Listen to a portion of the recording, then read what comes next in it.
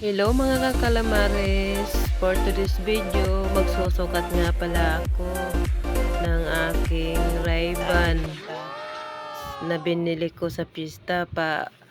Try ko nga kung bagay to sa akin.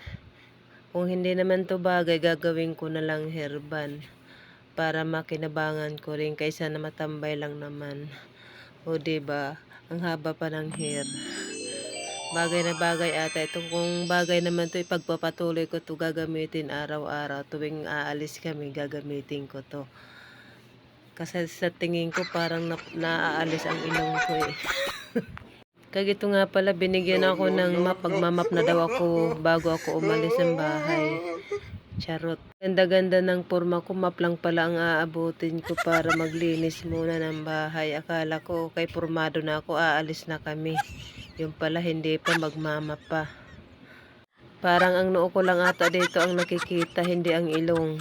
Kaya tingnan nyo naman ang ilong ko.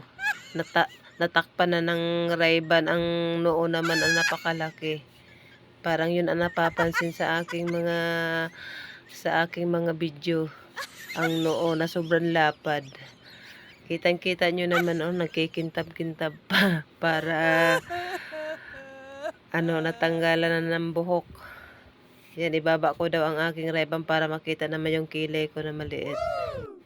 Sabi daw nila parang bata pa raw ang aking mukha. Lumabas na nga ako ng bahay. Ito ang hitsura ko, oh. Ang laki ng noo. Dahil papunta na kami ng Nasugbo.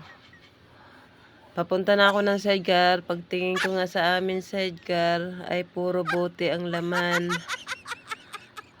Yung pala, magbibinta kami sa Nasugbo sa junk shop ng amin mga kargang bote. Nandito na nga kami sa junk shop, kaya binaba na namin ang aming boteng karga para ibinta.